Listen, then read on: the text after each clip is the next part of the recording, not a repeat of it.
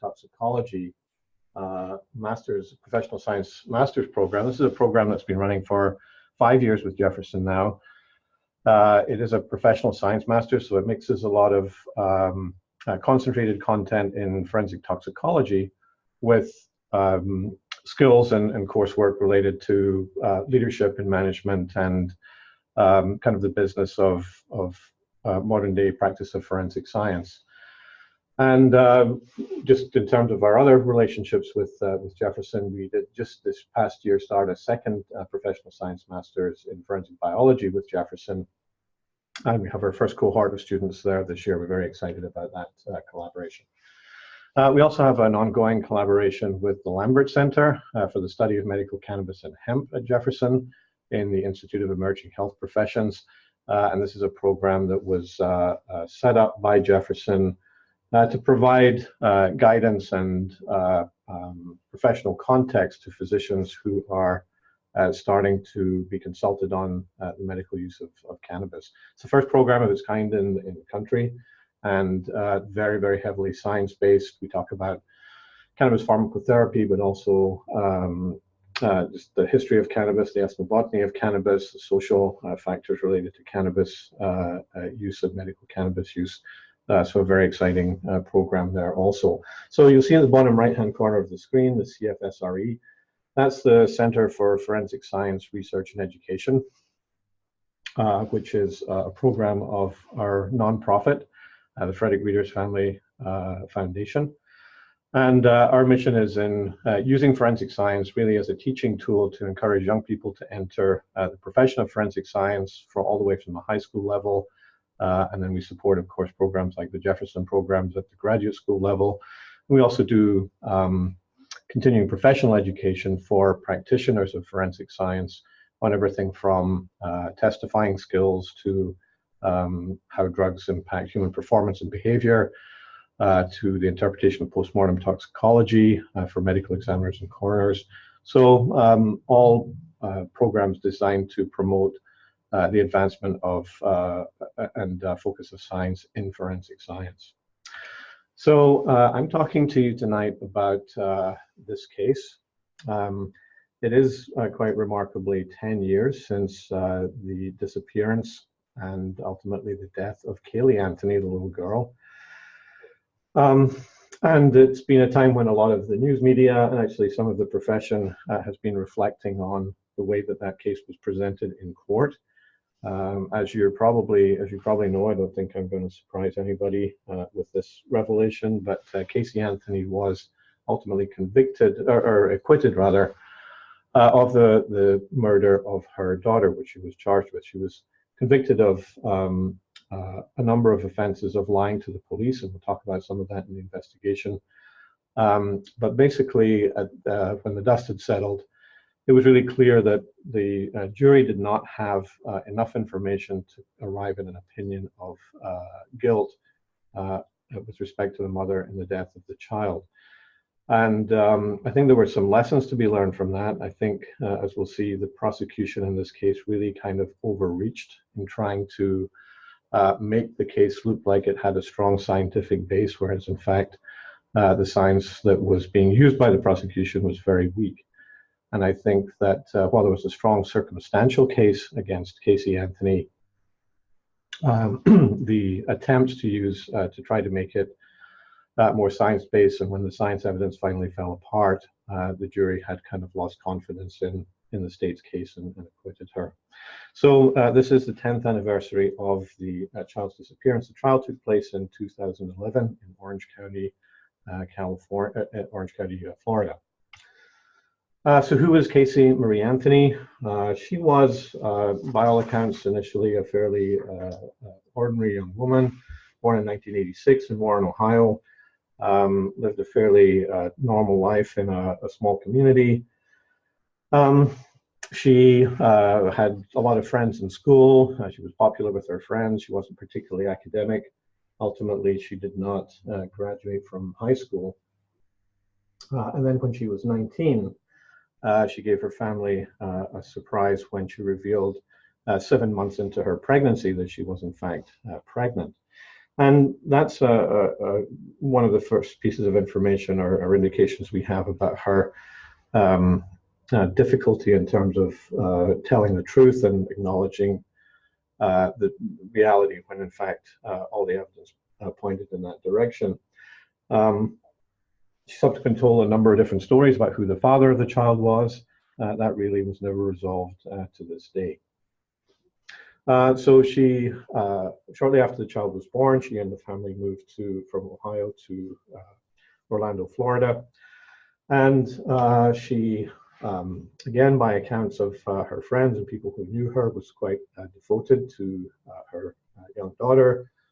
They lived alone. She had a reputation as a party girl. She liked to have a good time. She had a lot of friends that really enjoyed the nightlife in Orlando. But there were a number of different faces to Casey Anthony, as was revealed, with information that came to light, certainly, and was publicized in the media, as well as her courtroom appearances, both when she was in custody and then when she was in court during the trial. So I'll tell you a little bit about the history of the case as we go forward, but I was asked, there were two aspects of this case that I was brought in to provide advice to the defense team on. Now, I work for NMS Labs. We're a large forensic reference laboratory. We do probably about 80,000 to 90,000 death investigation toxicology cases each year from coroners and medical examiners across the United States. And frequently we get called to go to court and testify in these cases. And the vast majority of the time when we're called to go to court, it is by the prosecutor. And we're certainly available to and willing to testify for either the prosecution or the defense in cases. And really the nature of the testimony that we're prepared to offer determines whether somebody thinks we're going to be beneficial or helpful to their case and wants to call us as a witness. But we do always evaluate a case and testify to a case based on what the evidence is and what the science supports. So in this case, I was approached by the defense team on two particular aspects of the evidence that was going to be presented. The first was, and we'll talk about the timeline a little bit, but following the discovery of the child's body, which was significantly skeletonized and decomposed, there were some attempts made to test some of the remains for the presence of drugs. Now, this is something that's not that unusual. It's not unheard of in death investigation cases to go and, because when somebody during life ingests drugs, drugs do get deposited into all of the tissues in the body to one degree or another, even into bone. Drugs are deposited in the hair as the hair grows, and even during decomposition, some of the tissue residue may, if depending on the circumstances of storage, may have drug residue in it also. So because there were some allegations about drug use that I'll come to in the case, I was asked to look at the testing that had been done for these and determine whether it was forensically defensible. And then the second part was with respect to this whole question about the so-called odor of death and whether there was any kind of scientific basis or recognized science around being able to identify human decomposition by profiling the chemicals that result from the decompositional event. So we'll come back to that also. So with respect to the toxicology evidence, the remains, so the autopsy was performed by Dr. Jan Garvaggio, sometimes known as Dr. G. She had her own TV show for a while, a very accomplished forensic pathologist. She examined the remains. My colleague, Dr. Bruce Kohlberger, professor at University of Florida in the Department of Pathology, actually attended the autopsy and helped with the collection of the evidence for testing. And some of that went to his laboratory in Orlando, and some of it went in Gainesville, I beg your pardon, and some of it went to the FBI laboratory just outside Washington, D.C. And he was asked to test the specimens that were collected at autopsy for the presence of volatiles and drugs.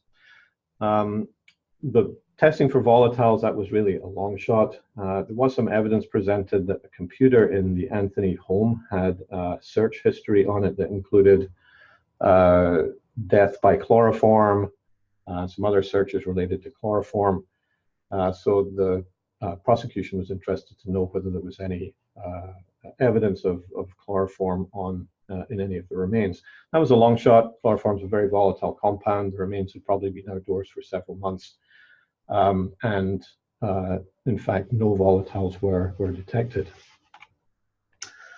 So the samples that were tested were left femur, marrow or residue from the left femur. There was no brain tissue left in the skull, but there was a saline wash down of the cranial cavity. And then hair was collected adjacent to the cranium, and those were submitted along with some soil where the decompositional fluids would have settled, and they were sent to Dr. Goldberger's lab. They tested for volatiles in the bone marrow, hair, and soil by GC mass spec, which is a fairly common analytical technique in forensic toxicology.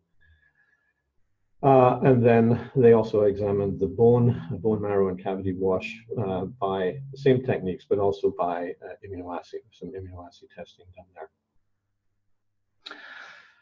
The findings in the laboratory were that no volatiles were detected. One of the allegations was that against Casey Anthony was that she had tried to acquire some Xanax from a friend, and the suspicion was she may have been looking for Xanax to sedate the child.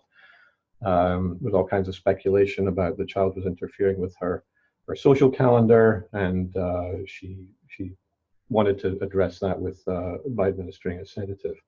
So as the case progressed, the prosecution was really trying to create a nexus or identify a link between the recovered remains and the mother. The remains ultimately were found in a wooded area about 2 miles from the Anthony home, but there was no physical evidence relating the discovery of the remains to Casey Anthony. So a lot of circumstantial evidence, but no physical evidence that made that connection. And to make a good case to the jury, that's what the state was trying to prove. So had they had evidence that she'd been seeking alprazolam or Xanax, and then Xanax was found in the child, that might be considered incriminating. So the testing was performed, and actually no alprazolam was detected in any of the samples that were submitted to the lab. Now, when you are involved as a consultant in a forensic case, particularly when one side has done the testing and the other side wants to know the validity or appropriateness of that testing, you'll send a deposition for records or a discovery request for records through the prosecutor to the laboratory, and that's what was done in this case. Now, the University of Florida laboratory is an accredited laboratory. It follows the standards set by the American Board of Forensic Toxicology. So the laboratory was operating according to good standards of practice. They had records of all the testing that was done. They had chain of custody indicating where all the specimens had been during the time they were in their possession. They weren't exposed to contamination. They weren't handled by unauthorized people. They had written methods for the testing they performed. They did quality control and quality assurance measures to ensure the viability of the method. So it was very easy to look at the records from Dr. Goldberger's lab and confirm that, in fact, the testing did not show any evidence of the presence of the drug. So that's, as you'll see, that was in quite stark contrast to some of the other work that was done by another group that we'll come to in a few minutes. So that's how forensic science is supposed to be done responsibly. The records are available for review so that any other person with subject matter knowledge can look at it and determine if the testing was done appropriately and give an opinion about the reliability of the ultimate result. The University of Florida lab also looked at the bone and the bone marrow, and again didn't find any drugs or volatiles in those specimens, and reported those results out. So for the prosecution, really nothing very incriminating there. There was ultimately some questions about whether trace amounts of chloroform below the detection limits of the lab could have been present. That certainly can't be ruled out. But when you get down into these very, very trace levels, chloroform is actually in the environment. We looked at water quality reports from Orange County, Florida, that showed there were trace amounts of chloroform in the public water supply. Again, not uncommon. But the results from the University of Florida were all negative. Additional samples were then sent to the FBI laboratory, particularly the hair. The University of Florida lab did not do hair drug testing. And another colleague of mine, Madeline Montgomery, lead scientist at the FBI laboratory in Quantico, oversaw this examination. The FBI laboratory, also a very good laboratory, an accredited laboratory by the same organization, following the same kinds of good practices that the University of Florida lab followed.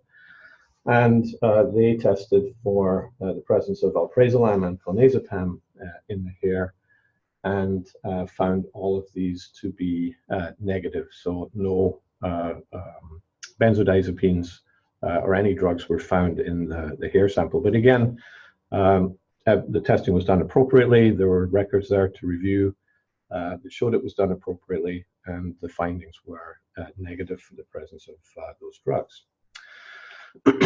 So that was, I think, frustrating to the prosecution. They were looking for any kind of physical evidence that might help them relate the child's death to the activities of the mother. So a little bit of history on this is that the Kaylee Anthony, the little girl, went missing in in mid-July of 2008, and when I beg your pardon, the beginning of July 2008.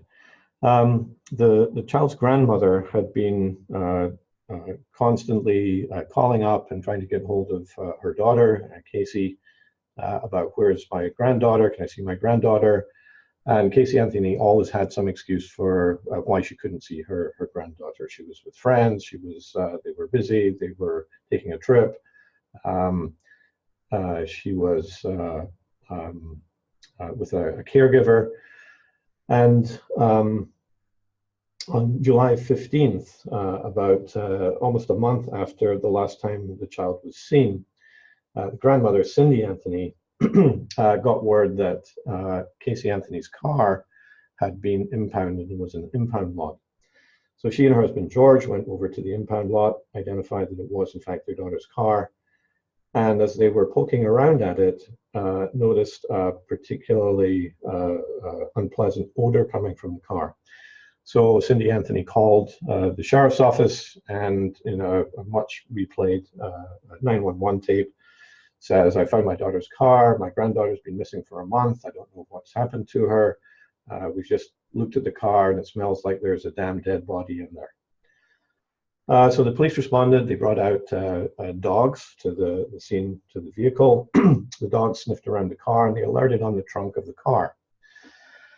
So with that, the trunk was opened, and in the trunk of the car was found a bag of garbage. I'll talk about the contents of that in a little bit.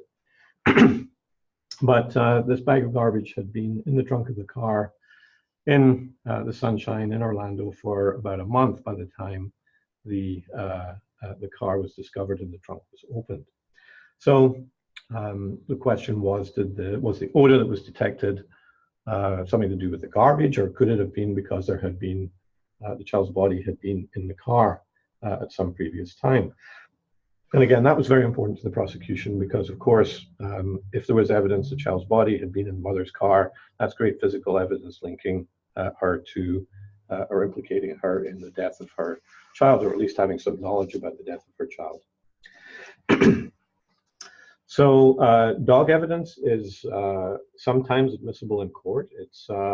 It is considered to be an emerging science, and there are many efforts, actually some of them in Florida, at Florida International University, to validate the use of dogs for forensic purposes, to show things like what their error rates might be, how their proficiency can be measured, how reliable an alert by a dog is for a particular application, whether it's explosives or drugs or cadavers.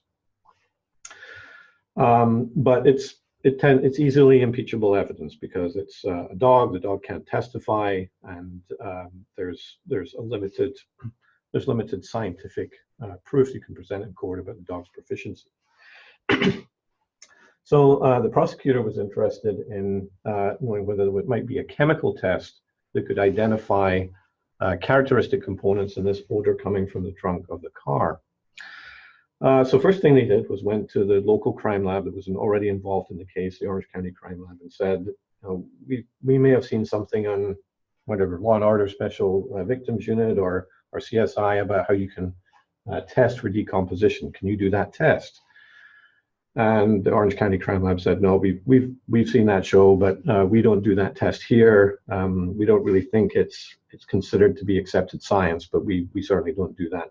But why don't you call the FBI?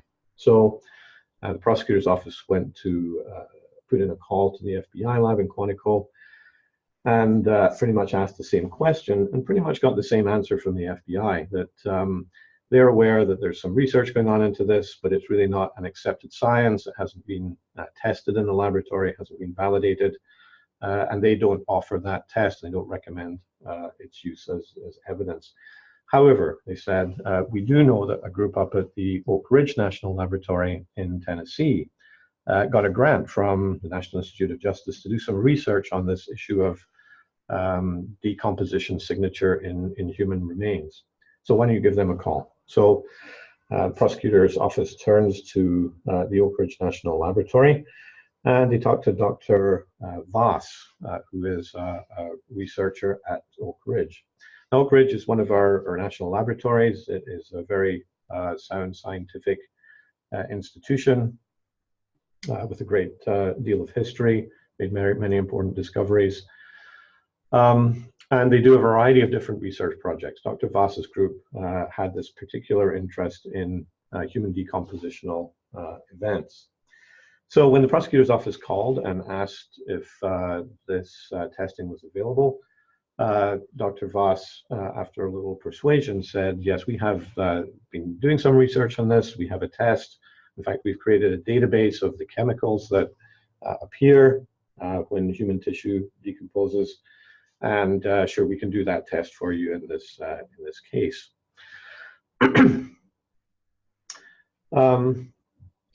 So they were retained, and they were asked to look at a couple of different kinds of evidence. So with respect to this aspect of the case, I was asked to look at the records from the GC mass spectrometry test done at Oak Ridge National Labs, and to apply the same kind of standards that I had looked at when I was looking at the data from the FBI or the University of Florida about whether the work made the best basic expectations for forensic science standards, sometimes called the Fry standards with respect to evidence admissibility in court, whether a particular kind of science or technique meets the expectations of the scientific community. So the questions were, could this odor of decomposition in the trunk be verified through chemical testing?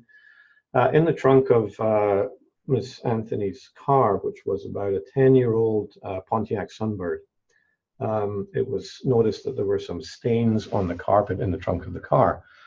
So the question was, could that staining have been from purge fluids from a decomposing body in the vehicle? Now, I have a 10-year-old car. My car has plenty of carpet, has plenty of stains in it also. But what do we know about the risk of all of the traffic in and out of the trunk of my car might have left behind traces of chemicals, some of which may be some of the same chemicals you might find in in decompositional events. So what exactly was the science in terms of interpreting that result? Another piece of evidence the prosecution wanted to present was that in this bag of garbage, there was a paper towel, or a number of paper towels that were recovered. They had some staining on them, and they had been tested by the Oak Ridge National Lab to see what kind of material they were. And they had issued a report that we'll see shortly, saying that the findings on the paper towels were consistent with this substance called adipocere, or grave wax. Grave wax is a soapy kind of material that happens, or that forms on bodies from the oxidation of fats when a body decomposes, particularly in a damp, humid environment like you might find in southern Florida. So these were the things that I was asked to look at. So this is the timeline. June 16th, the child is last seen alive. July 15th, they go to pick up the car. In the interim, between July and December, Casey Anthony is arrested under suspicion of the abduction or disappearance of her daughter.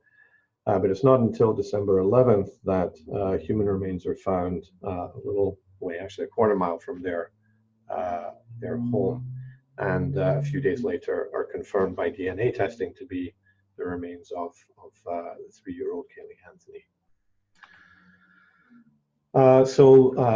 On to this next evidence, this issue of the analysis of the carpet and the staining in the carpet, and also the air samples that were collected from the interior of the vehicle and the trunk of the vehicle to see if any of the chemicals from Dr. Voss's research might have been present, and therefore might be some kind of evidence of decomposition in the vehicle.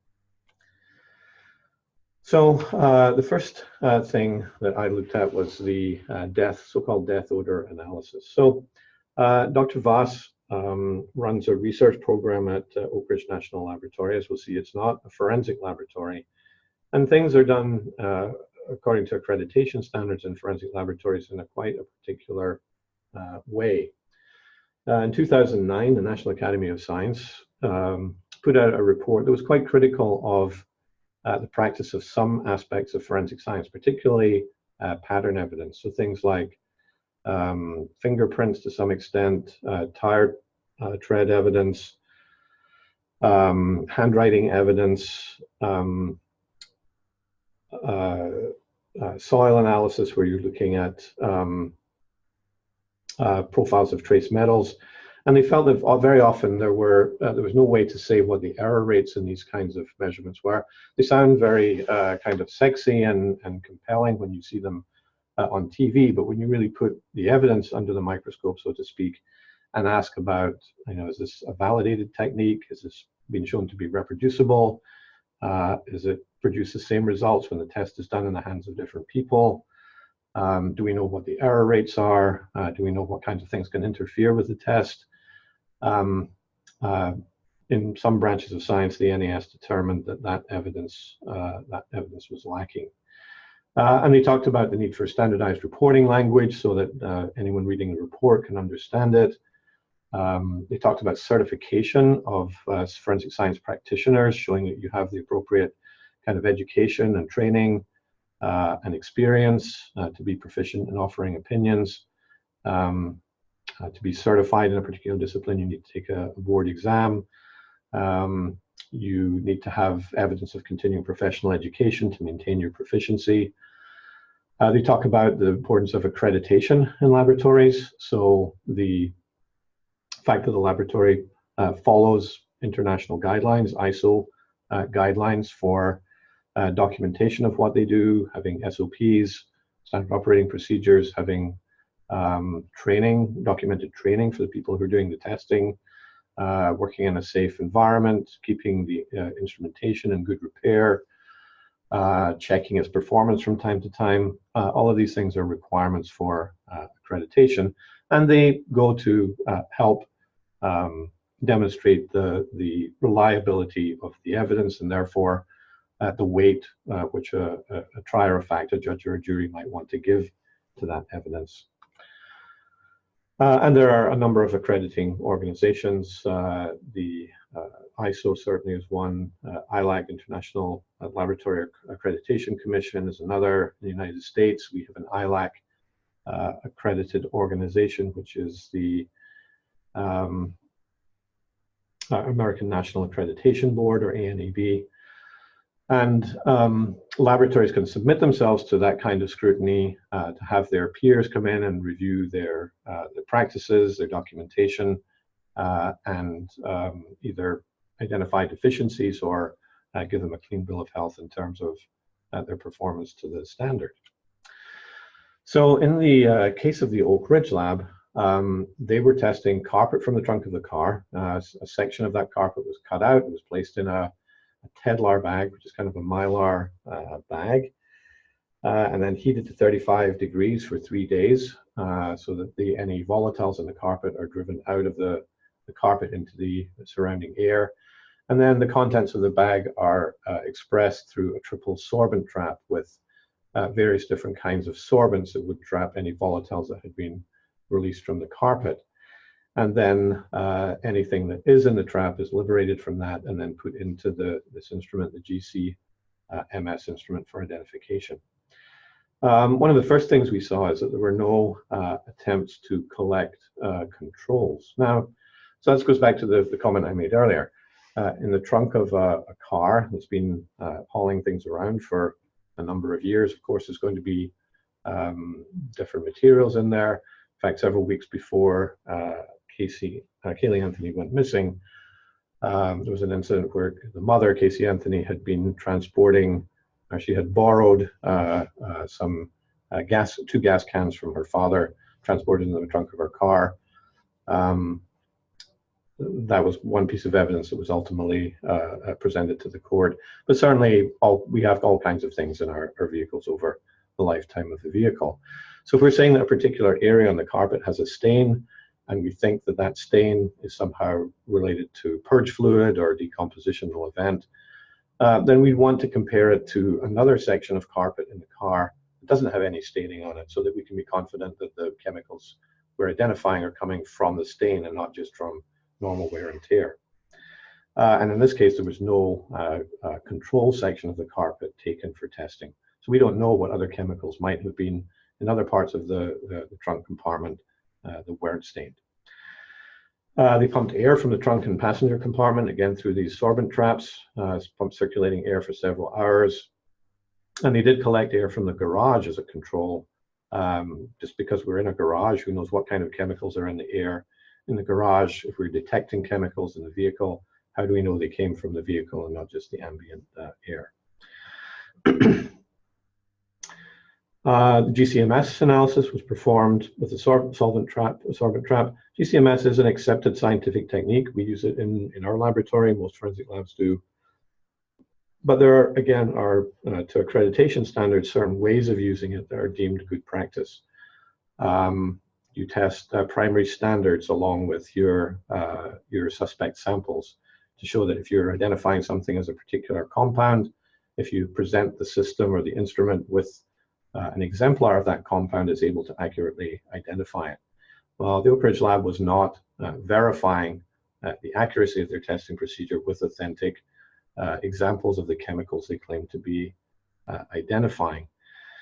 And then when they did run controls designed to check the performance of the instrument, these were run several weeks after the evidence samples were tested, during which the instruments had broken down, they had been repaired, they had maintenance done on them.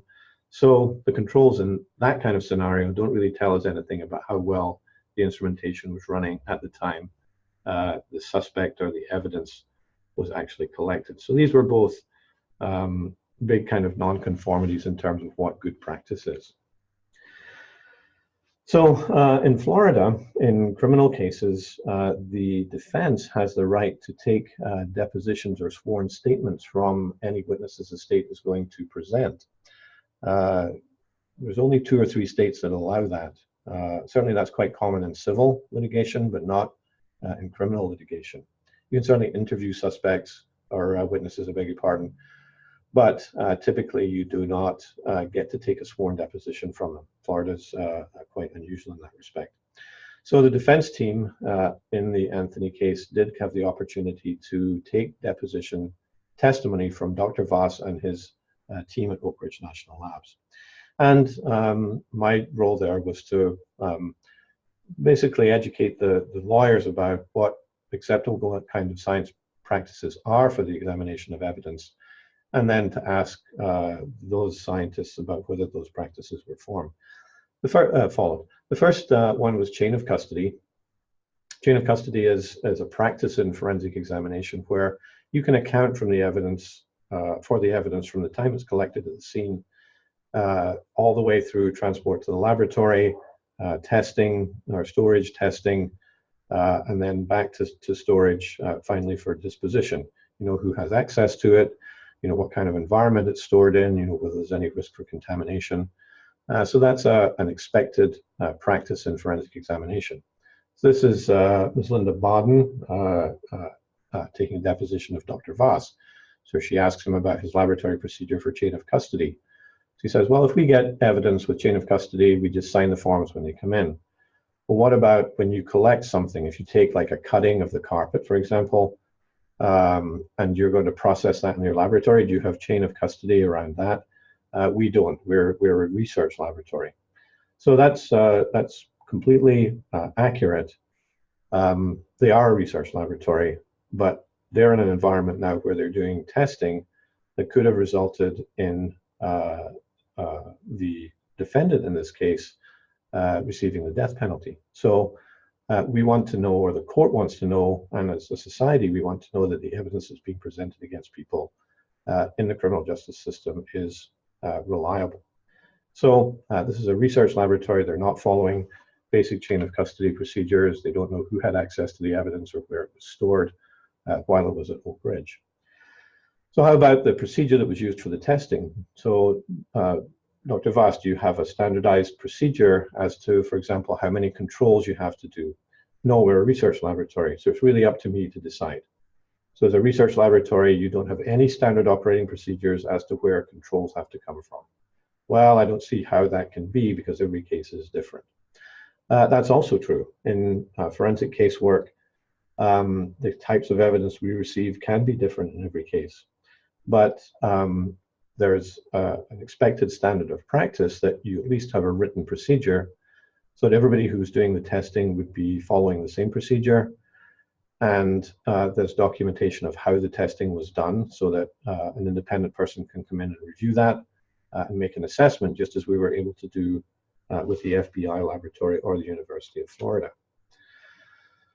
Ms. Baden, okay, so you keep saying you're not a forensic laboratory. What's the distinction between a forensic and research laboratory?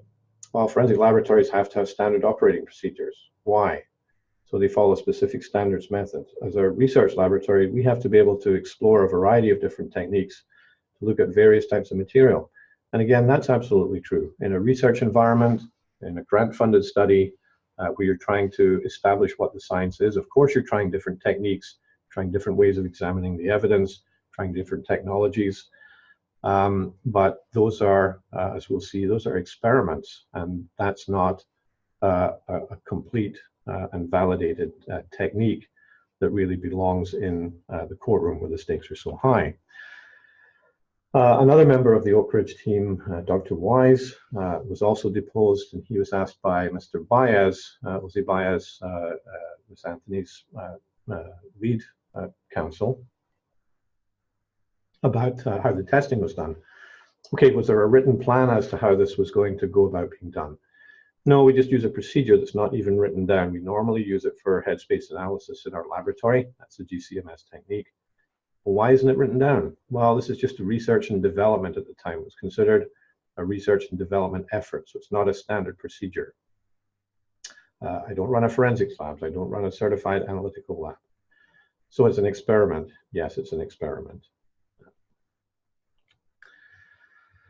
Another expectation in modern day forensic practice, as was underlined in the National Academy's report, was about validation. When you develop a method in your laboratory, you adopt a method in your laboratory, first of all, you need to have a written guidance for how it's performed. That's your SOP, your standard operating procedure.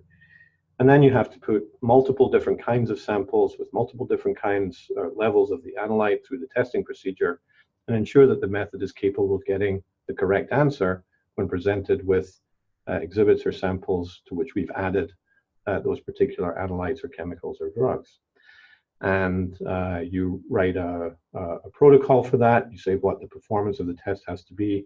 Then you evaluate it and you make sure that in your laboratory, with your staff, with your equipment, that you're able to get the correct results on the test.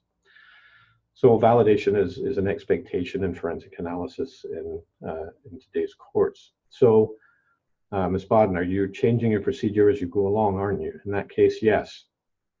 And that's because there's no standardized procedure to ensure that each test is going to be the same all the time. The samples were not run according to a standard procedure, and there were no records kept of exactly how the testing was done from sample to sample. So that's a problem also. Ms. Bodden, okay, are you aware that on behalf of Ms. Anthony, we had requested certain documents from you? Yes. And one of the documents was a listing of the decompositional odor database, correct? Yes. And your answer, correct me if I'm wrong, was the complete list would be considered the property of the organization that funded the research and cannot be released without their approval, correct? I agree. I believe that's what Mr. Parker agreed, we should say. Mr. Parker was there, the legal counsel for the Oak Ridge lab. So again, this is a problem because they have a method that they're claiming is capable of detecting human decompositional events by identification of a particular pattern of compounds, but they weren't prepared to turn over the identity of these compounds so that the data could be independently evaluated. So that's just an issue of fairness and reasonableness. And when somebody's not complying or doesn't want to release information about their test, that certainly raises a red flag about its reliability. And then we previously talked about controls. You didn't do a control. You didn't have a control in that area that was not stained to determine whether or not that hypothesis would be true. No, I just assumed it would. That's my prerogative. Your prerogative, yes. And that's because you're a research lab and you don't have any written standards to go by in terms of making these tests, correct? I would not consider the results of that valid. So as this questioning went on, the laboratory was conceding in terms of the forensic defensibility of the work that they had done. There were other interesting aspects of this. Dr. Voss was asked again about controls, and he described how he had gone out in his neighborhood and found a dead squirrel. And he decided to use that squirrel to determine, to be able to demonstrate the chemicals that were produced during a decompositional event. So he found a squirrel out in the environment, who knows what it was exposed to there. Took it and put it on a piece of carpet. Again, where was that carpet from? What was the history of that carpet? What had it been exposed to? And then covered it with a trash can to keep his cat off it and stuff like that. And then allowed it to decompose and tested it after 10 days. As you'll see in a little bit, even that attempt at creating a control didn't produce the same results as the results from the carpet in the defendant's trunk. Another problem was that, well, the identity of the database was not shared, but there were believed to be over 400 compounds in the database. 51 were in the trunk sample. 41 of those were deemed by the Oak Ridge group to be consistent with human decomposition, but some of them are also chemicals that are present in gasoline, aromatics and aliphatics. So when you exclude the compounds that may have come from gasoline, and we know she had gasoline in the trunk of her car, that left 24 compounds. When you account for some of the chemicals that were also present in the control, so in the garage air, so we can't really say, since they were in the garage air, that they came from the vehicle. That was down to 16. 7 of these were deemed by the Oak Ridge group to be significant human decompositional chemicals but 2 of those 7 were present in trace amounts, so they didn't feel confident in terms of their identification.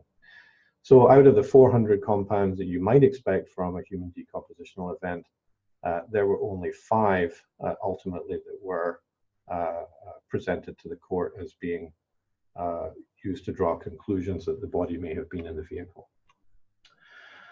So quickly on to adipocere.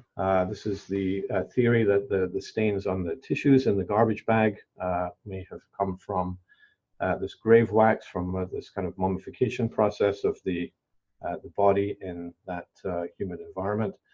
Grave wax is a mixture of oleic, stearic, palmitic, and myristic acids. These are some of the contents of the garbage bag. The circled area there is the paper towels. Also present in the paper towels were some wrappers from Velveeta cheese. There was an empty pizza box. So that turns out to be quite significant. So the paper towels were tested for evidence of these fatty acids, and in fact they did find fatty acids on the paper towels, and their report language is at the bottom there. These acids indicate a fat decomposition product like adipocere, grave wax present on the paper towels. Well, that's pretty damning. Why would Casey Anthony have grave wax or adipocere in the trunk of her car if she hadn't been involved in some kind of nefarious activity with a dead body? And not only were these acids present, but the Oak Ridge report says that while the amounts of the acids can vary, the ratios of the compounds detected in the paper towels were quite consistent with those identified in human and pig decomposition studies, and they cite their own work and another published study. But if you are being thorough and you ask some questions about where else these acids may have come from, it turns out that, not surprisingly, oleic, palmitic, stearic, and myristic acids are the predominant fatty acids present in pizza. And lo and behold, there was a box, an empty pizza box in the vehicle. So all of these fatty acids are present in pizza. They're also present in cheese. And surprisingly, or maybe not surprisingly, the ratios of the fatty acids in the paper towels are in, at least within the degree of variability of the ratios you would find in various different kinds of pizza. So just applying some common sense, principle of Occam's razor. If you find a trash bag with some paper towels in it, an empty pizza box, and you find a fatty acid profile that could be consistent either with pizza or with grave wax, what's the most obvious explanation? It's certainly not grave wax. So again, the way in which this evidence was impeached, the way in which the testing was performed by the laboratory, all created ultimately enough reasonable doubt in the mind of the jury that it really overwhelmed a lot of the circumstantial evidence that was quite damning to the defendant. So just quickly back to the NAS report in conclusion. The National Academy of Sciences report did talk about the need for research on new technologies and new methods to determine their accuracy, their reliability, and their validity. And that there needed to be quantitative measures for estimating the uncertainty or error rates in new techniques, so that a jury, when they hear about them, can afford them the appropriate amount of weight. So this is true of basically any forensic technique. Anything that we do in our laboratories today, from DNA testing to emerging next generation sequencing techniques to gas chromatography to time of flight mass spectrometry, these all started off as somebody's good idea in a research laboratory somewhere. You develop your method, you change it, you tweak it, you develop hypotheses about how it works, you test your hypotheses, you go back to the drawing board, you come up with new directions or new ideas, and over time you refine that technique or method. You start to talk to your colleagues about it, you see if they can replicate your results, you challenge it with limitations of the sample, you determine what its limits of detection are, you continue to work on the process to make the execution or the performance of the test more consistent. You present it at scientific meetings, you publish it in scientific journals, people get to critique your work, you go back and you improve your technique. You eventually get the method more standardized, and then you formally validate it. You stress the method, you look for ways in which it might break or it might fail. You determine what its limits are.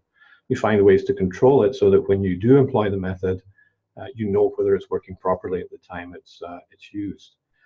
And that then leads to more widespread adoption, and ultimately everybody sees what a good tool that is, and it starts to proliferate and more laboratories adopt it. And then you have really a reliable, forensically defensible test. And in this case, it was my conclusion from the examination of this evidence that the odor of death testing was really still in the research laboratory phase. And in fact, that was reflected in the testimony from the scientists from Oak Ridge. So that's a quick tour through what was a pretty interesting case. Ms. Anthony, as I mentioned earlier, was not convicted of the murder or death of her child. She was ultimately convicted on 3 counts of lying to the police about things like where she worked and the non-existent nanny that she had said was looking after her child. And she was released just about a week after the jury came back with that not guilty verdict. She was sentenced to time served on the charges of lying to police. So was Casey Anthony culpable in the death of her daughter? There's certainly a lot of circumstantial evidence that she was. But frequently in the real world of forensic casework, you may have these suspicions, but you need to have scientific evidence and proof that's going to convince a jury that the person is culpable. And in this case, the prosecution really overreached, and Ms. Anthony was acquitted. So we're running a little over. I'm certainly happy to take any questions that you might have. Rebecca, do you want control of the screen back again? We can leave it on the questions page, and I can just read you the Sure. questions that are coming to me, if that works for you. You bet. All right, wonderful. Well, we have one from Anthony Prebor, who asks, are these laboratories audited by the FDA on a regular basis? If so, how is it that this lack of standards isn't caught earlier, and has this been a targeted focus moving forward?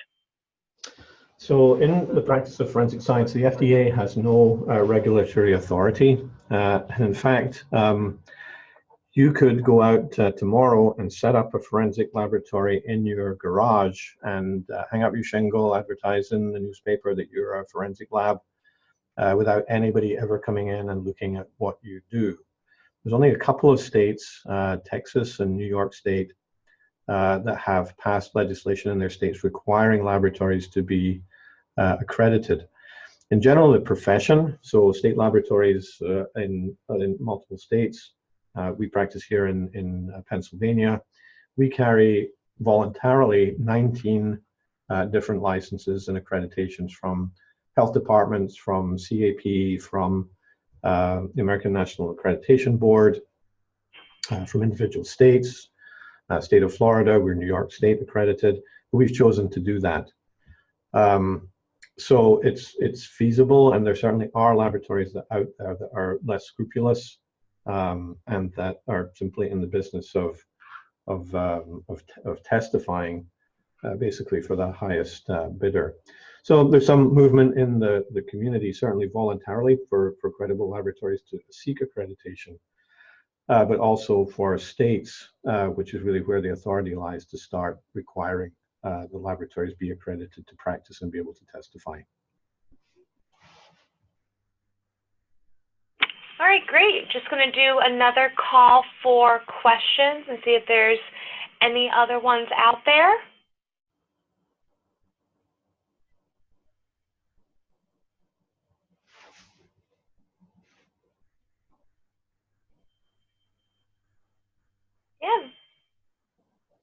don't think, oh wait, here we go. Someone asked, in Pennsylvania, coroners don't have to be pathologists. Would you change that? So that is true, and that's the case in many states. The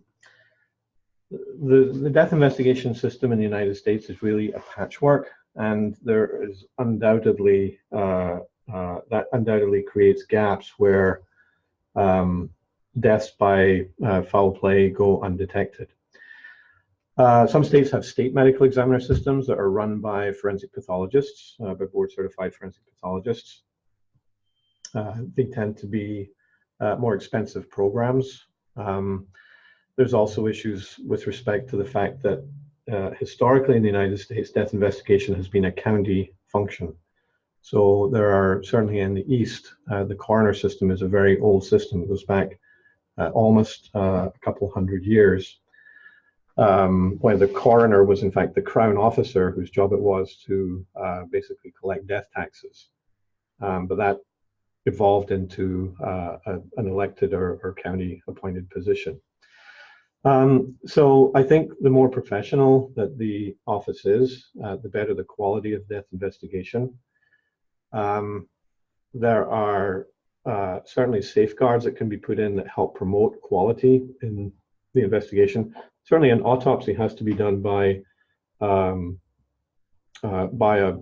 forensic autopsy has to be done by a board-certified forensic pathologist. So the coroners do rely on pathologists, forensic pathologists, to do their autopsies, but the coroners are deciding which cases get autopsied.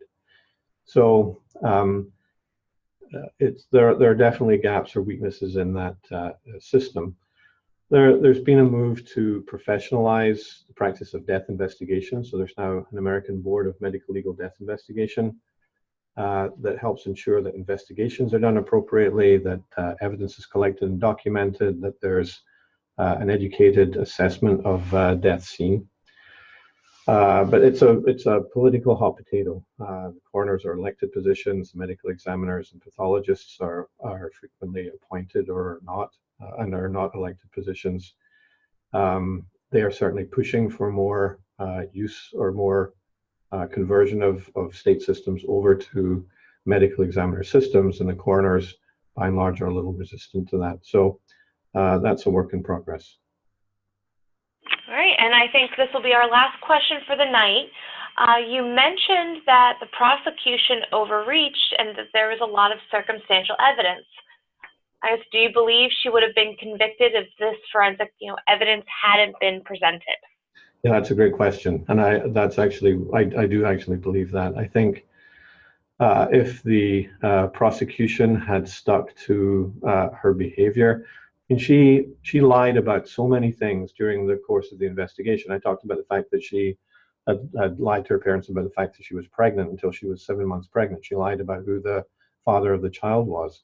When she was under suspicion, she made up a story about a nanny that she had left the child with. Nobody could ever find any evidence of that person being at the address where she left the child. She told the police that she worked at Universal Studios. They called Universal Studios and they said, no, she'd never worked here. She insisted she had. She actually went with the police to Universal Studios, went into a building, went up to the 4th floor, walked them down a hallway. She was going to show them where her office was, got to the door and said, no, I just made it up.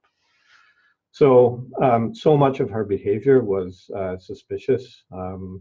She was out partying, and all the time that the child was, from the time the child was last seen, she had a tattoo on her back that said Bella Vita, which is Italian for beautiful life, that she got after the child had gone missing.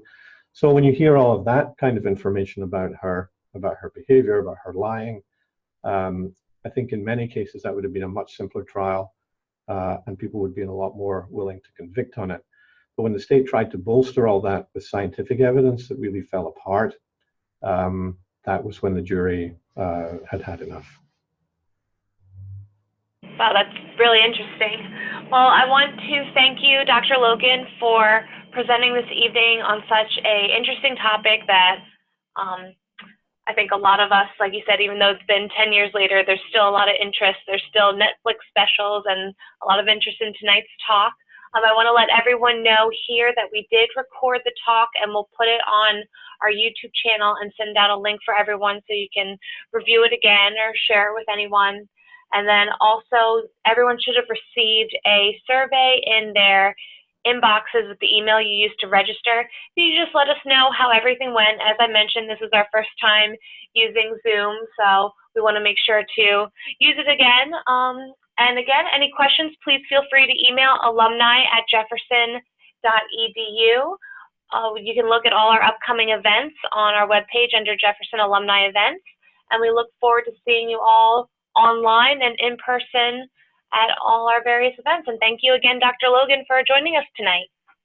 Thank you all for logging in. All right, wonderful. Good night, everyone.